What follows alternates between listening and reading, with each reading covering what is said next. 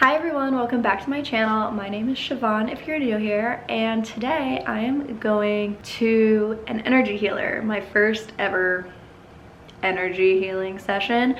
I'm super stoked. I got a lot of inquiries on my Instagram, and so I did post a video there, but I wanted to post a video for you guys and anyone who's interested in energy healing and like how it can help you and all that jazz.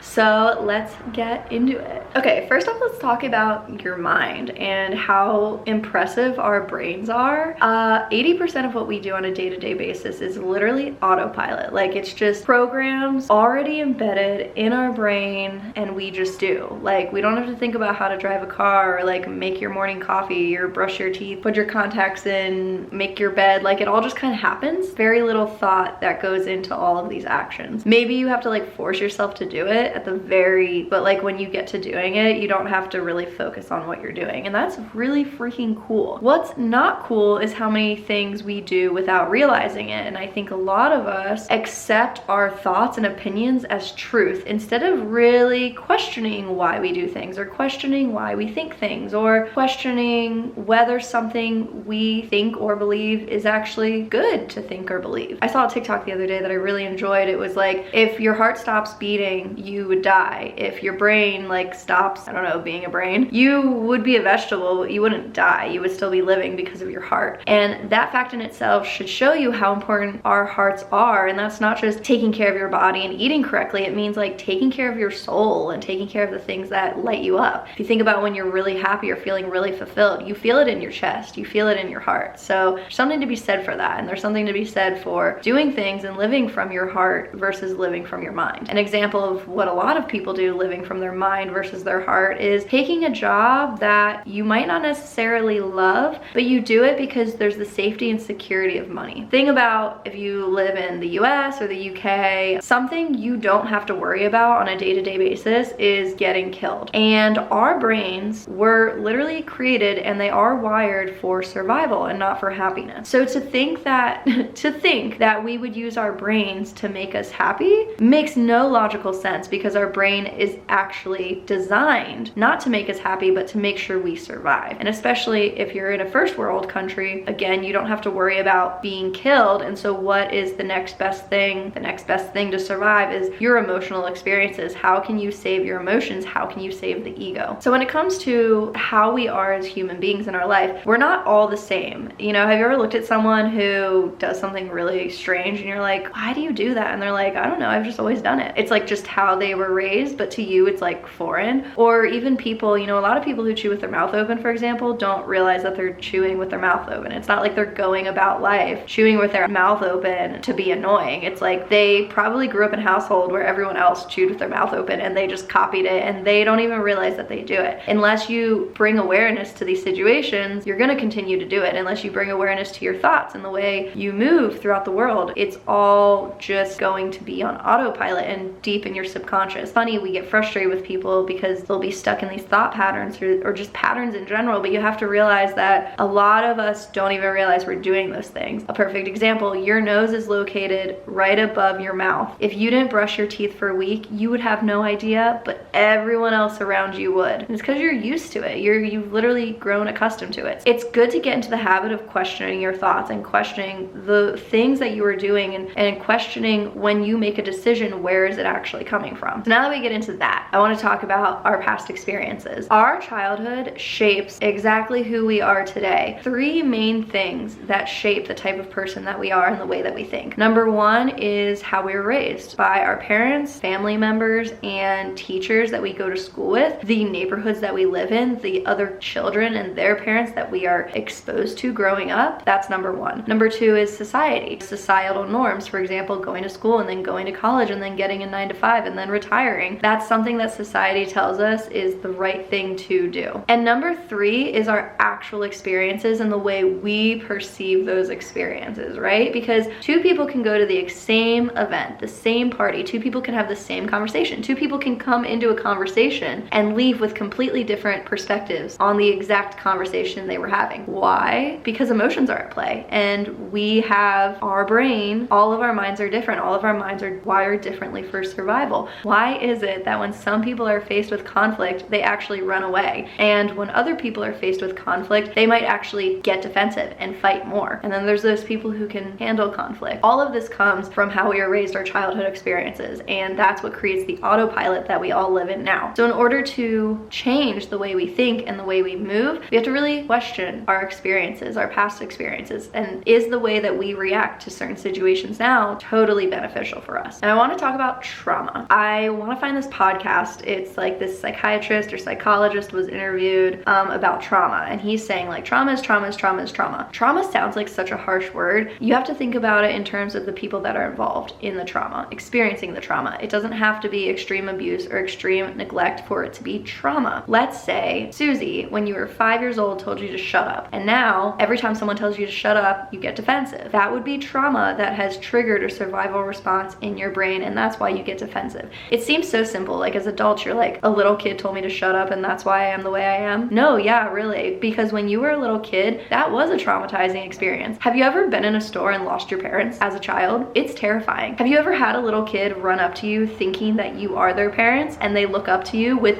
terror in their eyes and just start screaming because you're obviously not their parent? These are traumatizing experiences for kids, and it's interesting, as adults we see it and we're like, oh my gosh, that's so funny, haha, and meanwhile this poor child is literally traumatized. That's literally how it works, and these traumatizing experiences ultimately shape who we are. So I will use my childhood as an example to show you how I'm shaped into the person that I am today. My older sister Megan has cerebral palsy, and I have 2 younger siblings. That in itself creates a very non-traditional household. My parents are already having to work overtime to tend to a special needs child on top of their 3 other children. If that wasn't chaos enough, my parents are also entrepreneurs, and while they raised us, they were also at the same time trying to make ends meet by building 2 different companies. That's a lot. My childhood, again, was very non-traditional. It was very chaotic, and honestly, things slipped through the cracks a lot of the time because there were a lot of things that were more important. I didn't grow up in a super abusive household. Like, this is just how I was raised. I remember my parents were always late to pick us up at carpool, like from school at the end of the day, and it would give me so much anxiety. Like, I would be so terrified that they would forget about me. Things had slipped through the crack, so I had anxiety about them remembering to pick me up from school. They've never like actually forgotten me at school, but growing up, this caused me to be very, very dependent on other people and my parents. So I grew up very people-pleasy. I grew up very flexible and go with the flow. It's funny because I have this unwavering patience. People tell me all the time they can't believe how patient I am, and I mean, there's a reason for it, right? There are really good qualities that I have that other people don't, and it's because my childhood has shaped me to be that person, and they're not necessarily negative qualities. But then there are qualities that I do have, or there are situations that I can react to in a negative way because it triggers traumatic events in my childhood. So the way this all gets triggered, let's say you make friends really easily and you're a very likable person, but the minute conflict hits, you're the person to just bolt. You're the person to say, screw you, I'm out, and you leave. And so your relationships with other people are very, very short-lived because of that. That would be a negative emotional reaction, a negative pattern that you have based on your childhood experiences, because maybe in middle school you and Kelly got in a huge fight and Kelly cut you off, and that experience was so traumatic and so emotionally painful that you were like, I will never let that happen again. You cut yourself off from other people today in order to cope with that fear from middle school. So this is where energy healing comes into play. Energy healers really help you dig into your past and just accept it and become more at peace with it, and really nurturing that little girl or little boy inside of you who just wants to feel safe and secure. And it sounds so weird, like you're like, my little girl inside of me, like what? Any action we take out of life comes from 2 emotions, love or fear, and it's usually love love or fear. A lot of us default to fear because fear is what keeps us surviving. So when we're able to revisit our past and kind of show that like subconscious level of us or our inner child that you are in fact safe, doing this is not going to hurt you. Conflict doesn't mean that the relationship is bad. Conflict is healthy, again, for your growth and the growth of other people. Being able to tell yourself that and nurturing that part of you ultimately leads to more growth in your life. If we're going to use the friendship example, you would be more willing to show up in conflict and work through the conflict and therefore hold on to more friends in your life. Working with an energy healer to be more at peace with your past creates the space that you need between the triggering event and your reaction, because the more space you have, the more courage you're going to be able to build up to take what's best ultimately for you. So to take action from your heart. It doesn't mean that it's not going to be terrifying. It doesn't mean it's going to be easy. But again, it's just creating that space to build the courage to take action from a place of love versus a place of fear. Because ultimately when you act from a place of love, your heart, you're taking care of your heart and you're doing things that are more aligned with who you ultimately want to be. So with all that being said, I'm going to an energy healer today. I'm going to also film how I felt after. I think that will be really cool because this is my first energy healing experience. I don't really want to get into right now about why I'm going to an energy healer because I love sharing my experiences with you guys, but not until I experience them myself. And I kind of make sense. I feel like I'm in the process of all of this. I want to get through it before I really share it with the world. I hope you enjoyed this video. I hope it was informative and helpful. If you have any questions, leave them down below or message me on Instagram. I literally love talking about this stuff, and I'll see you in my next video. Bye guys.